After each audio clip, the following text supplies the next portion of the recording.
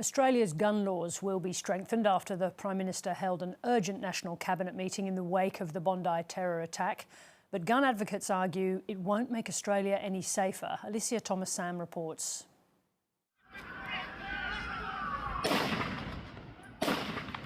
Bondi gunmen Naveed and Sajid Akram were armed with high-powered, long-arm weapons, legally sold for hunting and target shooting. They were legally registered, so they were approved by the New South Wales Police. I just cannot understand the rationale to justify people in Sydney having access to firearms. It beggars belief that is it allowed to happen.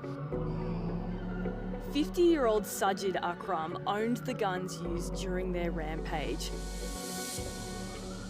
Today, New South Wales Police Commissioner Mal Lanyon confirmed he'd held a gun licence since 2023. Mr Akram was entitled to make an application. The information that was available at the time was used to assess that information and a licence was issued. So one of the shooters had a Category B licence, which is a high-powered military-type grade weapon used for the shooting of feral pigs and feral deer. Any firearm is dangerous in the hands of the wrong person. Australia introduced tough gun laws in 1996 after 35 people were shot dead at Port Arthur in Tasmania. At the time, federal, state and territory governments agreed to ban semi-automatic rifles and introduced a buyback scheme which took 650,000 firearms out of circulation. There was an agreement very quickly put together by all the states and territories to agree to a minimum set of requirements for the use and possession of a firearm. That covered a whole range of things from licensing to possession to storage, sale, transfer, a whole range of areas, and they set minimum requirements. All the states and territories agreed to that. But 3 decades on, and the number of guns in the community has risen to more than 4 million.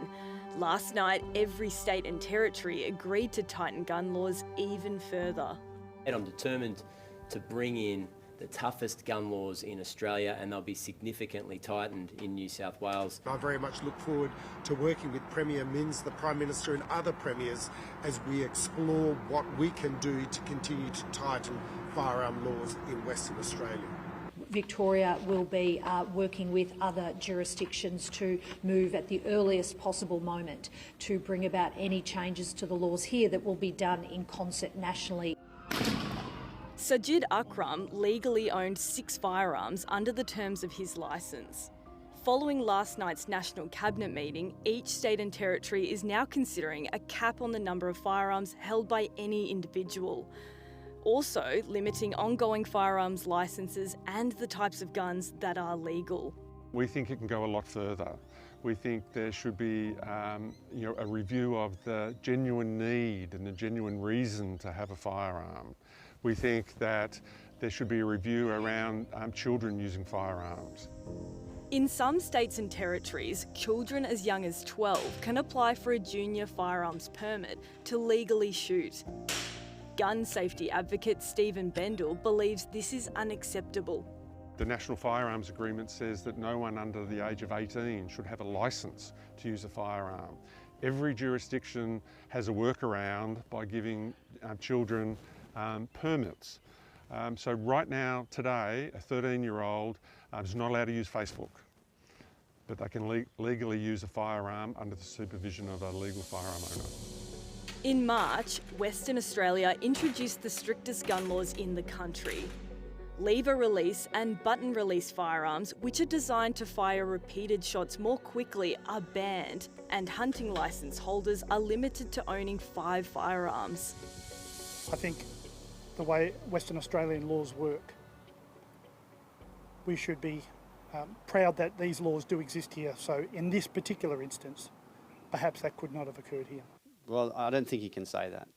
I just don't think you can say that because Western Australians are as vulnerable to radicalisation as New South Welshmen. Tom Kenyon is the Chief Executive Officer of the Sporting Shooters Association of Australia. He argues restricting gun ownership won't prevent acts of terror. Over the last 10 years, people have used trucks, they've used cars, they've used explosives, they've used knives, they've used illegal firearms, they've used legal firearms in the commission of these terror attacks. The problem is not the weapon, the problem is the radicalisation of the individual. In 2019, Australia's Domestic Intelligence Agency, ASIO, examined gunman Naveed Akram's ties to a Sydney-based Islamic State terrorism cell. And that information wasn't communicated in an effective way to New South Wales Police, it appears. It also appears that if it had been transmitted, that it wasn't acted on. Today it was revealed in the month before the Bondi attack, the father and son travelled to the Philippines.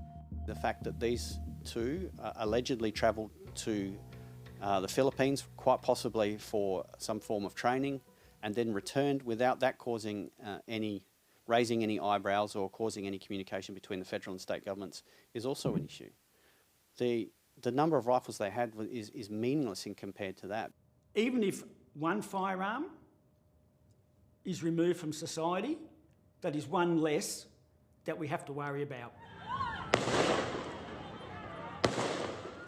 More than 100 shots were fired at Bondi. In most states and territories, there is no limit on how much ammunition a gun owner can buy.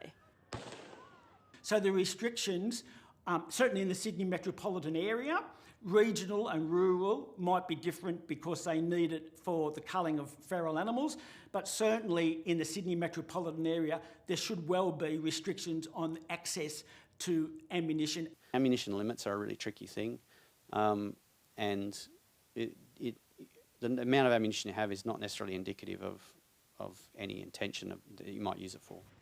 Today, New South Wales Premier Chris Minns pledged to move quickly on new gun laws for his state.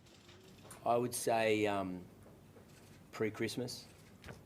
Logistically, we're working with our MPs to get back into Parliament as soon as possible. I don't want to speak for the Coalition. I think we'll be in a position to do this together.